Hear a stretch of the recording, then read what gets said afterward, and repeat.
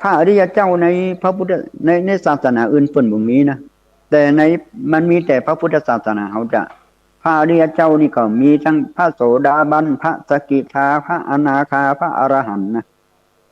แล้วบางคนไปถามว่าแล้วมันดีอย่างไรพระอริยเจ้าอาจารย์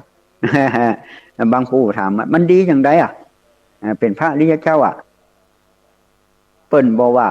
พระอริยเจ้าปิดทางอบายภูมิได้นะมันดีนี่นะปิดทางอบายภูมิไม่ได้ไปตกนรกไม่ได้ไปเป็นเปรตอสุรกายและสัตว์เดรัจฉานนี่บักใครเอาครับใครเอากันเนี่ยแต่บางผู้บางคนว่ามันมีว่าสมัยเดียวนี่พระอริยเจ้าอาจจะมีอยู่แต่ว่ามันมีไผ่มาเป็นผู้ที่ชี้ขาดว่าคนนั่นเป็นนั่นคนนี้เป็นนี่มีแต่พระพุทธเจ้าองค์เดียวเพราะญาณของพระพุทธเจ้านี่เท่าครับพระอาทิตย์ในเวลาเที่ยงวันโอ้โหยอดเลยในเวลามันแจ่มแจ้งหนึ่งขนาดนั้นนะแต่ว่าคนปุถุชนมนุษย์ธรรมดาทั่วไปเหมือนหิ่งห้อยแบบแค่นั้นเองมันบางทีก็มืดบางทีก็แจ้งมันมาชาติเหมือนพระพุทธเจ้านะอันเปิ่นไปเรียกว่าพระพุทธเจ้าได้นะการทำนายของพระพุทธเจ้าเป็นว่าศาสนาของเราจะถึง5,000 ปีน่ะ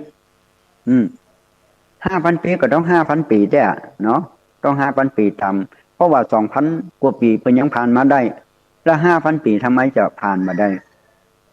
แต่ว่าศาสนาเขามันจะอยู่ในประเทศไทยอย่างเดียวนะอยู่หลายประเทศที่ประพฤติปฏิบัติอย่างบ่ต้องกลัวว่าศาสนาพุทธของเขาจะถ้าบัดถึง5,000 ปีมันก็ต้องอยู่แน่นอนเพราะว่าญาณของพระพุทธเจ้านี่1ไม่มี2คือญาณของพระพุทธเจ้านะ1บ่มี2ก็คือญาณของพระพุทธเจ้าฉะนั้นพระพุทธเจ้าของเขาเนี่ยถึงว่ามันมีลูกของที่ว่านายอานาถปิณกะมหาเศรษฐีเนี่ยถ้าศรัทธาญาติโยมอยากจะเอาไปใช้ก็ได้นะมันมีลูกคนหนึ่งบ่เอาตามพ่อเข้าวัดเข้าวาสร้างบุญสร้างกุศลไปวัดไปวาฟังธรรมลูกบ่เอาตัวพ่อนี่เพิ่นก็หาวิธีการว่าลูกเอาอีกก่อนเนาะคือลูกวันผูกเนี่ยคือลูกไปวัดเชตวันไปบ่ได้นะมันต้องเนี่ยอย่างไปมันได้กันแล้วกันพ่อจะให้เงิน1,000วันลูกมันก็ได้เงินหรอวันผูกมันก็ไปวัดเชตวันไปมันได้นะต้องไปเนี่ยอย่างปิกมาถามลูกไปแล้วกันวัดเชตวันไปแล้วเอาคือ1,000เปิ้นเก่งนะวันที่2นะลูกคือลูกเดินเข้าศาลาเนอะเดินเข้าศาลานะเดินเข้าไม่ได้เปิ้นอยู่ห้างก็เดินเข้าศาลาลูกก็ไปละปิกมาคือ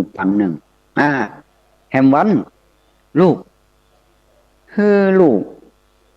ไปนั่งอยู่ที่ศาลานะแล้วก็ถ้าพระพุทธเจ้ามาขวดปิกเนอะแกก็เนี่ยวันปลูกมาพระพุทธเจ้าเสด็จมาแกหลังจากพระพุทธเจ้าเสด็จมาแกก็ปิกบ้านน่ะได้แหมปันแล้วแหมวันลูกคือไปฟังขอไปฟังธรรมพระพุทธเจ้าด้วยแต่เข้าใจบ่เข้าใจก็ขอได้ฟังกันแล้วกันนะแกก็ไปฟังธรรมก็ได้แหมปันนะได้แหมวันคือจับความใจความที่พระพุทธเจ้าเทศว่าเป็นอย่างใดเป็นเทศเรื่องอย่างนี่นะปิกมาแกก็ฟังแกมเอาเงินเฮ้ยแกมเอาเงินว่าจะได้ลูกจะได้เอาเงินเพราะไปเข้าใจธรรมะของพระองค์นี่เพิ่นว่าพ่อแม่สอนลูกบัดต้องไปวู้มันแต่ฮื้อมันกระทำนี่บางผู้บางคนนี่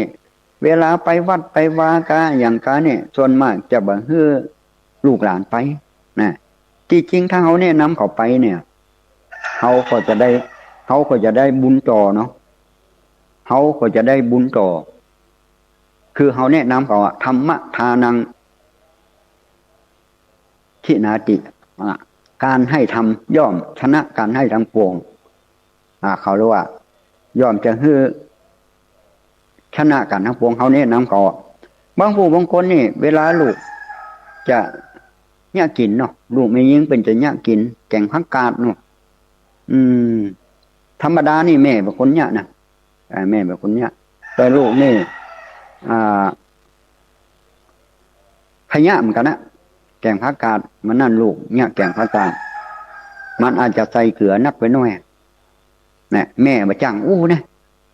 บอกกองเนี่ยแกงผักกาดละแม่วะแม่บางคนนะลูกนั่นอย่างไผ่มาแกงผักกาดวะนี่เนี่ยมาเก็มใจเก็มว่าลูกก็มีกำลังใจนะลูกก็ว่าอันแม่ก็เนี่ยคนเดียวกัน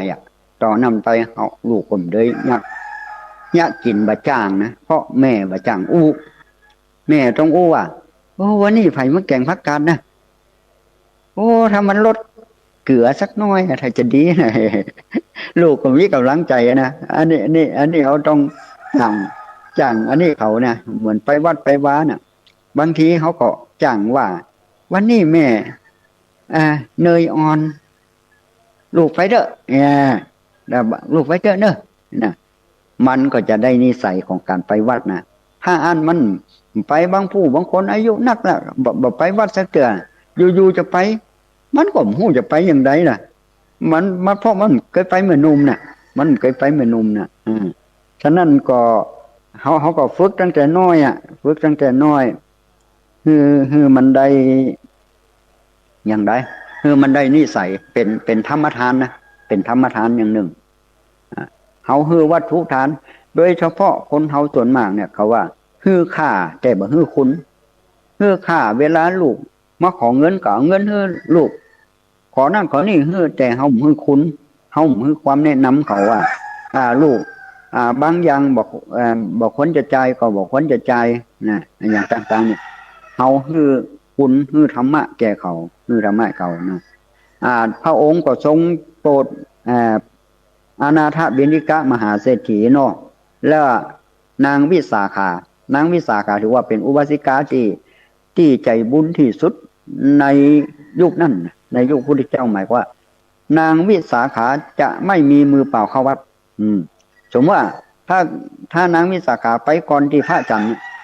แกก็จะเตรียมโภชนาหารถวายแล้วก็ถ้าหลังจากเพ้นแล้วแกก็จะหาน้ำปานะมาถวายพระพุทธเจ้าเป็นอุบาสิกาที่อุปถัมภ์ค้ำชูพระพุทธศาสนาโดยสร้างวัดปุพพารามรู้สึกว่าเป็นถ้าจะมาติดก็29 ล้านนะบางผู้บางคนไปคิดว่าบัดล่างเป็นพระอริยนางวิสาขานี่สำเร็จเป็นพระโสดาบันตั้งแต่7 ขวบนะตั้งแต่เป็นละอ่อนเขาจะไปประมาณละอ่อนมาได้นะว่าละอ่อนละอ่อนมันตัดมันบริสุทธิ์ถ้ามันได้รับหับสิ่งที่ดีมันก็จะดีไปนางก็ยังแต่งงานอยู่นางวิสาขานี่เป็นเบญจกัลยาณีครบหมดเลยใครจะเป็นเบญจกัลยาณียังเฮาเนี่ยลองคิดว่าเด้อเวลาเฮาเดินไปฝนตกฟ้าห้องฟ้าพานี่เขาจะหล่นก็ถ้าบัดล่นก็ถือว่าเป็นเบญจกัลยาณีคนที่ล่นบันไดคนที่ล่น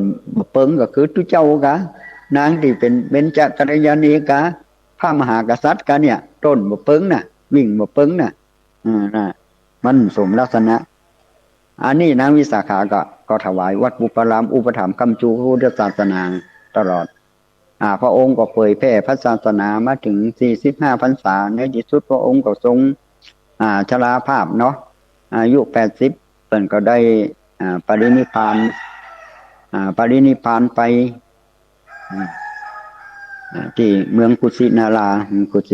นี่ก็สังเกตของประวัติของพระพุทธเจ้า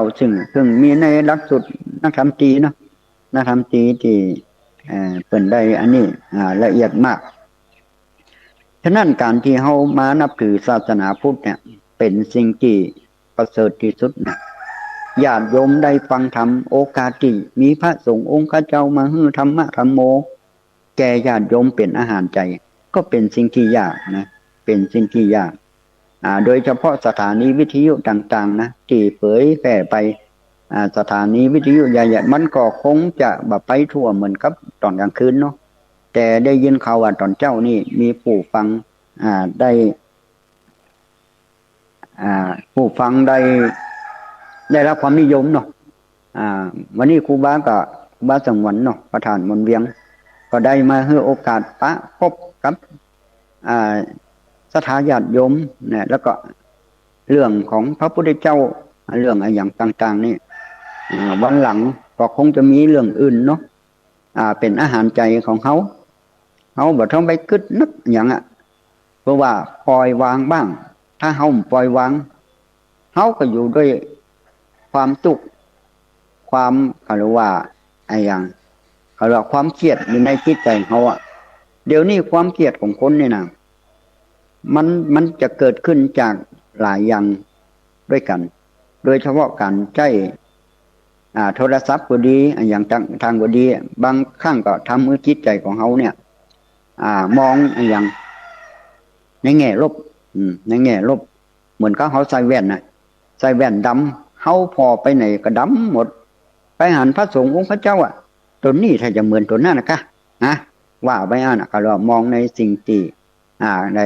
ใส่แว่นตาดำมาใส่แว่นตาดำเขาเอาใส่แว่นขาวของเนาะพอมองในแง่บวกเขาว่าแง่บวกจิตใจเขาจะสบายเขาแบบต้องไปเครียดอย่างถ้าเขาเครียดบางสิ่งบางอย่างเอามาใส่ตัวเขาก็นึกถึงจิตใจของเขาของจิตใจเขานี่เขาว่าเกิดมาเพื่อสร้างบารมีอย่างตะวาเนี่ยเขามีความโกรธกี่เปอร์เซ็นต์เนาะตะวามันซื้อเนี่ยมีกี่เปอร์เซ็นต์บัดนี้เขามันน้อยลงเมื่อมันน้อยลงจิตใจเขาก็จะได้พัฒนามองอย่างในแง่บวกเขาก็จะได้รับสิ่งที่ดีที่งามฉะนั้นการที่เขามานับถือพระพุทธศาสนาพระพุทธเจ้าเขาจะเกิดขึ้นในโลกเนี่ย 2,500 กว่าปีมีพระพุทธเจ้าแค่องค์เดียวนะบ่มีองค์อื่นละมีแก่พระพุทธเจ้าเขาที่เป็นเจ้าชายสิทธัตถะองค์เดียวที่พระองค์บำเพ็ญบารมี4 อสงไขยปลายแสนมหากัปเพื่อจะมาถึงเพื่อจะได้นำธรรมะที่พระองค์ทรงค้นพบมาแล้วมาสั่งสอนคือประชาชนพุทธศาสนิกชนเขาบอกว่าที่ไหนโดยเฉพาะพระสงฆ์องค์เจ้าพระมหาเถระที่นักจัดรายการต่างๆจิตใจเปิ้นก็เปี่ยมอันใดที่เป็นธรรมะธรรมโมที่เป็นสิ่งที่ดีที่งามที่เปิ้นได้เคยร่ำเรียนมาเคยปฏิบัติมาเปิ้นก็จะมาเผยแพร่ด้วยจิตใจที่ดีส่วนมากก็จะมีการอย่างมีการนำศรัทธาญาติโยมโดยท่านพระครูอภิวัฒนกรมเนี่ยเปิ้นก็แนะนำญาติโยมไปในการสร้างบารมีในการเขาเรียกว่ารอเทียนพรรษาก็ดีเนาะวันที่20เนาะวันที่20มิถุนายนเนี่ยเพิ่นก็จะไปที่แม่เมาะไปที่แม่เมาะเนาะศรัทธาญาติโยมไปว่างๆเนาะจะไปรวมกับท่านพระครูเลยพระนักจัดรายการหลายรูปด้วยกันที่จะไปพบกันที่แม่เมาะซบเตินเนาะซบเตินที่แม่เมาะอย่างใดก็ดีวันนี้ก็ท่านพระครูเพิ่นบอกว่าครูบาจุลุงเปิดสายของเด้อ เปิดสายผลแล้วสายนั่นโทรศัพท์นั้นมันซิมมันใจบ่ได้ก็เลยเปลี่ยนซิมใหม่มาจดไว้เด้อก็ฝ่ายโทรมาฟ้องเนาะมันอาจจะใหม่เนาะจำเบอร์โทรศัพท์เด้อ0936976606เนี่ยครูบาสังวรนะเอาข้างนอก0936976606เอาข้างนอก3ข้างเนาะ0936976606 อ้าวที่ไหนมาโทรมาเนอะร้องพอเนาะบอกมันจะดังก็มาจากที่ไหนพ้องในเวลาตอนเจ้านี่บางผู้อาจจะไอ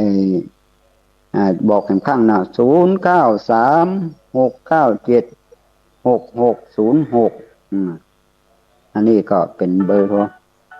เอาละมาละเนอะเจริญพรมาจากไหนอ่ะไหนอะจังหวัดลำพูนเป็นยองเนาะ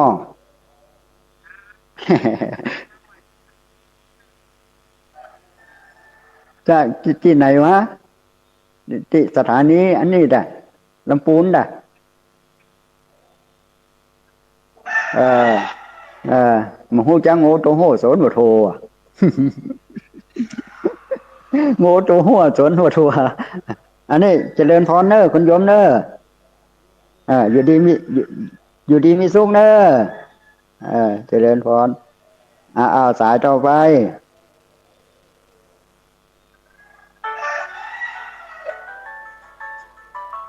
อ้าวเจริญพรมาจากไหนอ๋อสันปูเลยฮะดอยสะเก็ดดอยสะเก็ดญาติเขาก็มีนะดอยสะเก็ดนะทั้งปากคาทั้งอย่างปลาป่องปลาอย่างนั้นญาติทั้งนั้นนะอยู่สันปูเลยเนาะฟังชัดดีก็ชัดเจนดีเนาะเป็นยังไงพ้องเป็นยังไงห้องฮะ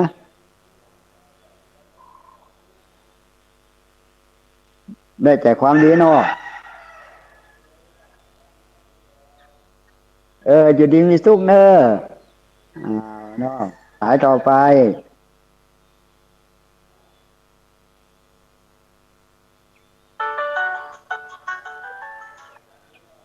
อ๋อโหมาจากไหนฮะโอ้ได้ต่อเขาใกล้นี่กะ วันนั้นเอาตัวเจ้าไปชูดีละดีละเฮ้ยแล้วก็ฟังสถานีอย่าง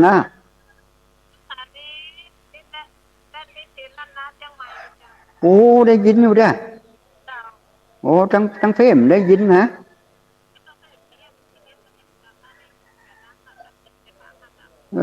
แปมกันว่าเขาก็ว่า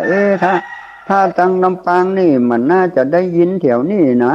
แล้วก็เปิ่นจะได้ยินเนาะ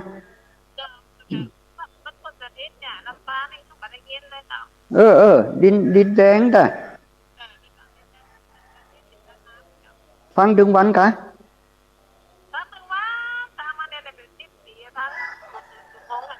โอ้มันอยู่ใกล้กันนี่แจ้หรอทั้งเฟมได้ยินหรอถ้าเมื่อคืนนี่จะทั้งวิทยุทั้งจะซ่อนเนาะเอาละเนาะเจริญพรเนออยู่ดีมีสุขเนอ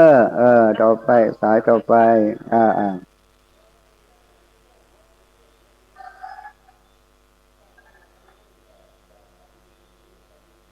เอาสายต่อไปเนอฮัลโหลอยู่ไหนอ้อฮะฮะ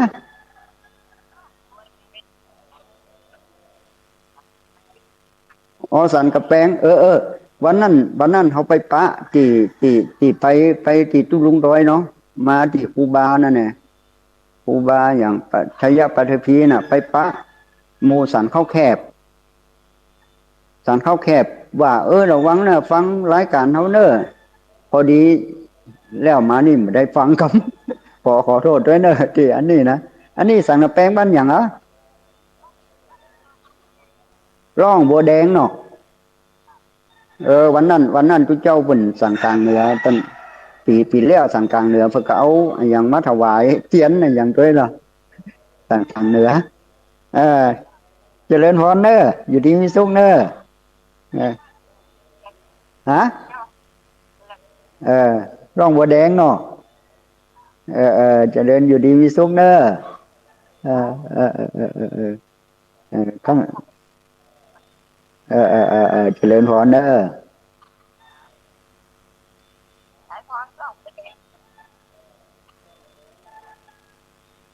สายต่อไปเนอะ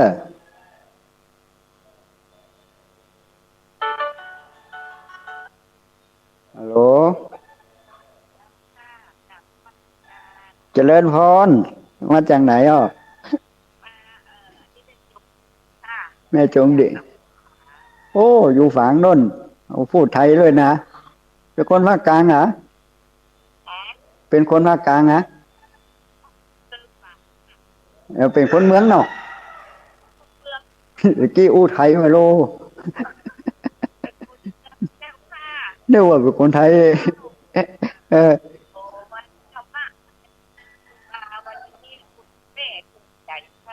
ออดีละมันทุกตนนะทุกตนเออเออเออเออใช่ใช่วันหน้าก็โอกาสกับพระกันมันอยู่น้องมันจะออกเฉพาะวันกะวัน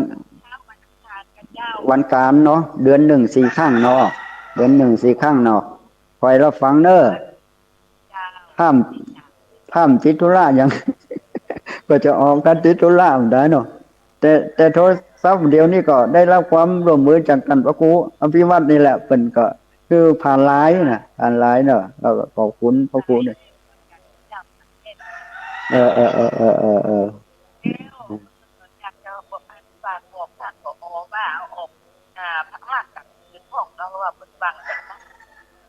พอดีกลางคืนเป็นมีประจำของเปิ่นนะเนาะแล้วก่อนครูบาเคยออกวันที่สองของเดือนเนาะแต่ว่าเปิ่นก็เต็มหมดแน่เปิ่นก็เลยว่าตอนเจ้ามันว่างเนาะพอมีคนฟังนักอยู่กันนี่แน่ก็เลยได้ออกตอนเจ้าเนาะแน่อย่างใดก็ดีก็ฟังไปได้เนาะครูบาอาจารย์ทุกรูปเปิ่นก็ฮือธรรมะดีเหมือนกันทุกรูปเลยเนาะเออเออเออ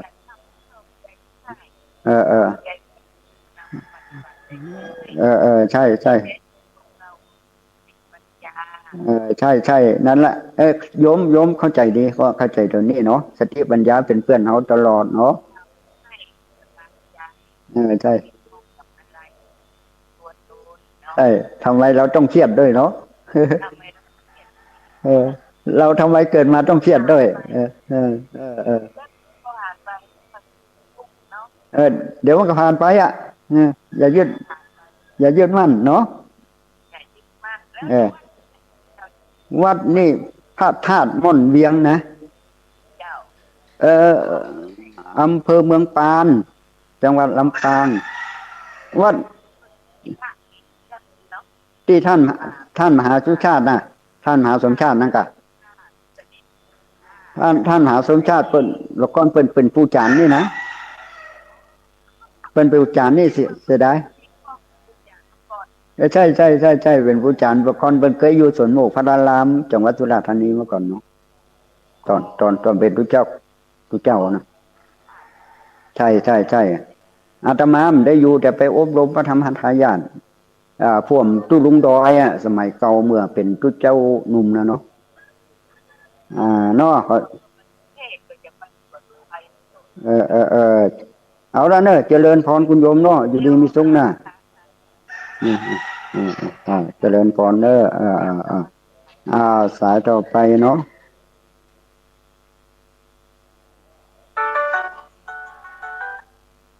เจริญพร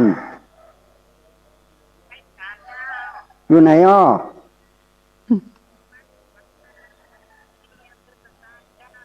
เพื่อภาษาเนาะ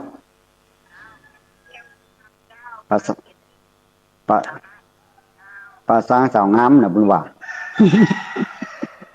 เพื่อภาษาอย่างเพลงจุลพลบุญว่านะเนาะดีแล้วเนาะได้ฟังชัดดีเนาะเป็นเจ้านี่เป็นครั้งแรกนะเนี่ยเป็นครั้งแรกนะอย่างใดก็ดีก็เจริญพรเนอะเจริญพรเนอะ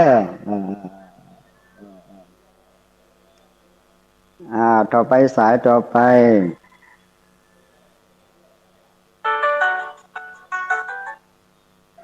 มาจากไหนเจ้าเจ้าพันจ่ามาจากไหนเจ้าตะโกนแตกจัดสายเจ้าโอ้ไม่แปลกคนงงกะเจ้าไม่ได้ไปสักเดือนจ้าเบอร์ฮะถ้าพระเจ้านี่ก็ดีเจ้าเข้าใจง่ายเจ้าเออเปิดว่าเปิดของที่ปิดแล้วให้เปิดนะให้เปิดเอาภาษาของพระพุทธเจ้าที่เป็นภาษาบาลีให้มันเป็นภาษาไทยเขาภาษาเมืองเขาให้มันเข้าใจง่ายคนเฮาเดี๋ยวนี้มันเอาง่ายมันเป็นยากเช่นว่าเจนนั่นเจนนี่ว่ารู้มันยุ่งยากขนาดเนาะเอาง่ายๆดีกว่ามันสบายใจเลยเนาะคนเปิดเข้าใจใช่ก้อยบอกยากเจ้าก้อยฟังไปเนาะไปฟังไป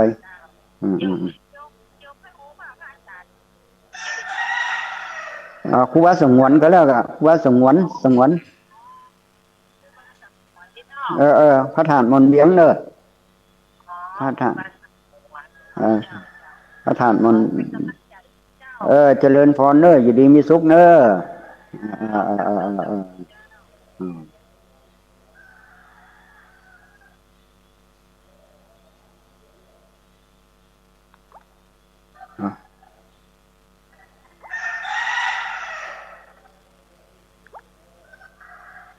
โอ้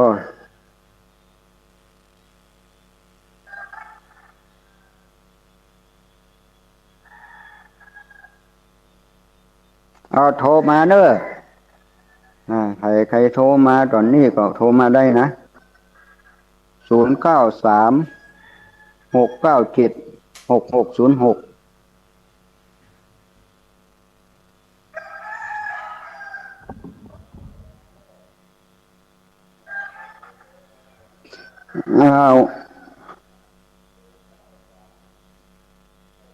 พอดีมาก็อาจจะคุกคักอย่างสักเล็กสักน้อยเนาะที่ผู้โทรมาเนาะยังได้พอดีก็ในการรับสายก็คงจะพิดแค่นี้เนาะก็อยากจะเสริมในการปะพบกับท่านผู้ฟังเนาะในฮัลโหลอยู่ไหนย่อ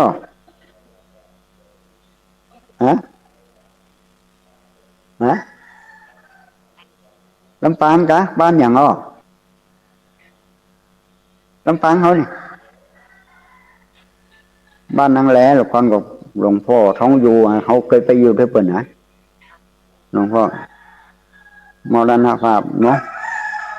เป็นอ้ายของแม่แก้วเนาะแม่แก้วชูสายเนาะโอ้บ้านนางแหล่นี่เป็นสวดม่วนเนอสวดเมืองสวดอย่างนี้นะดูมันเป็นตัวเจ้าสมัยเก่าเนี่ยเป็นเก่งภาษาบาลีเนาะมาเป็นภาษาเมืองน่ะทำบัดเจ้าทำบัดเย็นเก่งเหรอ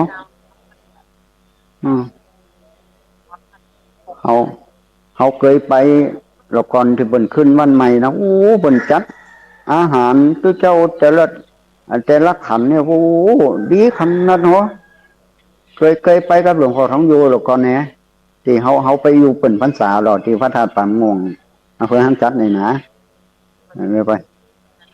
ไม่น่ะเลยไปอยู่เปิ่นใช่เป็นก็ตอนนั้นเป็นอายุ68นะก็หาเสียเนาะ68เสียไปก็ไปอยู่มันมากำแล้วกะเปิ้นถวายร่างเนี่ยถวายร่างใจโรงพยาบาลเนี่ยมากำแล้ว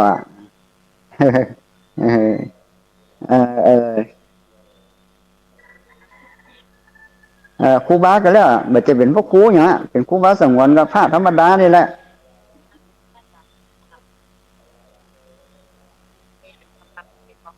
ใช่มันอยู่บ้านตรงโปงเนี่ยพระธาตุนนท์เลี้ยงก็อยู่บ้านตรงโปงนี่แหละ มันเป็นพระธาตุอยู่ใกล้ๆกันนี่แหละเป็นสถานเดียวกันเนาะแม่นบัดเดี๋ยวนี้จะออกรายการเฉพาะวันการเนอะแม่วันการตอนเจ้าตี 3ไปถึงตี 5ด้วยความช่วยเหลือจากท่านพระครูเพิ่นก็เฝ้าตลอดน่ะเด้ออนุโมทนาเด้อเจริญพรเด้อเจริญพรเด้อ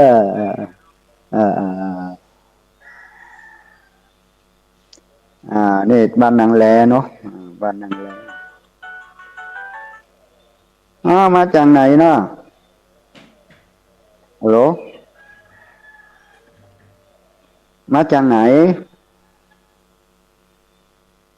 เชียงใหม่บ้านอย่าง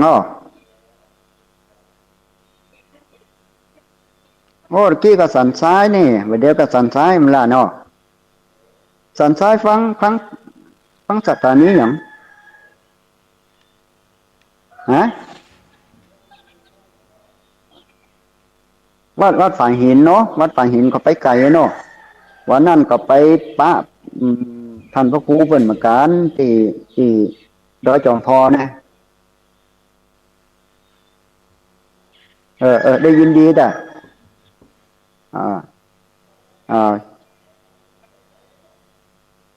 ดีละฟังมันเป็นอาหารใจเฮานี่ขาดอาหารเนาะตัวเจ้าก็เอาอาหารดีๆมาให้ญาติโยมเนาะนี่เป็นที่พึ่งของเฮาอย่างแท้จริงเนาะเจริญพรเด้อเจริญพรเด้อเจริญพรเด้อ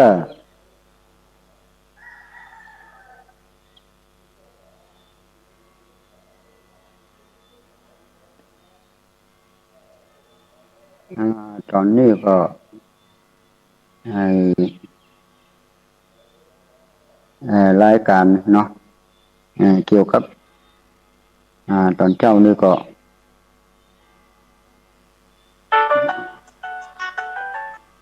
ฮัลโหลอาจจะเป็นสายสุดท้ายแล้วเนาะพระธาตุม่อนเวียงมันเป็นวัดเลยนะเจ้าโยมก็ฟังทุกตนเหมือนกันเจ้าเพราะว่าเดียวตี 5นี่ก็สอบค่ะอาจารย์สาธิตนะเจ้าใช่ยอดโอเคดีละฟังเนาะถ้าเป็นอาหารก็หลายรสชาติน้อยเนาะกินแกงนั่นแกงนี่ไว้เนาะหลายรสชาติเป็นผู้มีบุญนะเนี่ยคนได้ฟังธรรมนี่นะเป็นผู้มีบุญนะ10 คนจะมีสักคนแทบจะมีนะคุณโยมที่จะมาฟังธรรมนี่นะเป็นเป็นบุญแต่เปิ้นก็มี Facebook มีอย่างต่างๆนั้นนะเนี่ย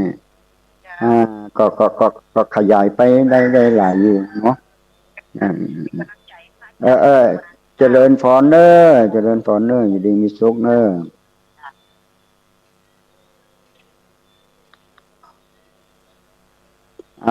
ตอนนี้ขอเวลาก็ใกล้พอสมควรแล้วเนาะ4:59 นาทีก็ขอปิดเนาะการโทรศัพท์จากทางบ้านเนาะขออนุโมทนาขอบพระคุณท่านพระครูอภิวัฒนวิกรมที่ให้โอกาสกับผมได้มาออกรายการในครั้งนี้นะแล้วพร้อมก็ขอ